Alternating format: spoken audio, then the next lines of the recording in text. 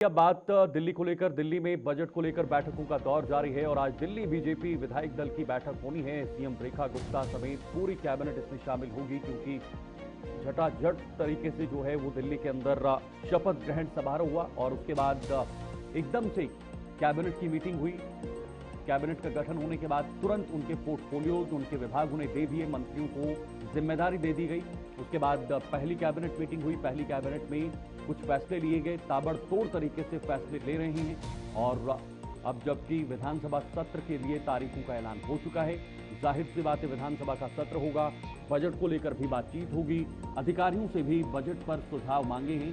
ये भी अपने आप में एक बड़ी बात है और कुल मिलाकर सभी लोग जब मिलेंगे और उसके बाद ही ये बजट जो है वो तय होने वाला है। बजट कितना महत्वपूर्ण होगा, बजट में क्या खास चीजें होंगी, क्या आकार होगा, कितना बड़ा होगा, कितना पैसा बजट में रखा जाएगा और किस पर कितना खर्चा होगा, ये सारी चीजें इसमें मेंशन की जाएंगी और इसी आधार पर इस बजट को तैयार किया जाएगा। रेखा गुप्ता अपना पहली बार मुख्यमंत्री के नाते उनकी सरकार में ये बजट पेश होगा। अभी अभी उन्हें मुख्यमंत्री बनाया गया है और आज पूरी कैबिनेट बैठक में शामिल होने वाली है। अधिकारियों से भी बजट को लेकर सुझाव मांगे हैं। कल पीएम मोदी से भी उन्होंने मुलाकात की थी और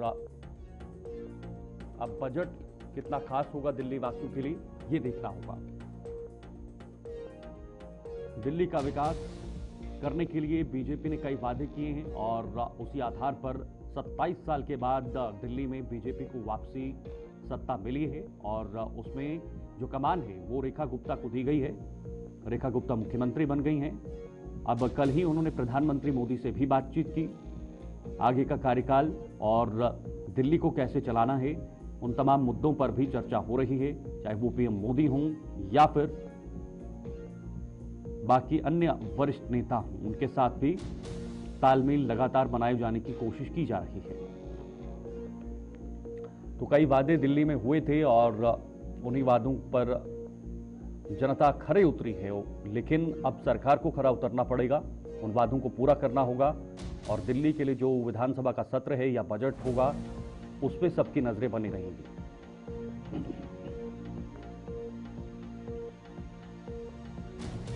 दिल्ली हमारे देश की राजधानी है, ऐसे में दिल्ली का विकास करना सरकारों का प्राथमिकता हो जाती है, चाहे वो केंद्र सरकार हो या दिल्ली सरकार हो। पिछले 10 साल अरविंद केजरीवाल की सरकार रही और कॉन्फ्लिक्ट जो है वो देखने को मिले, चाहे वो लेफ्टिनेंट गवर्नर हो या फिर अरविंद केजरीवाल मुख्यमंत्री के नाते या उसके बाद आतिशी। लगातार ये कहा गया कि भाई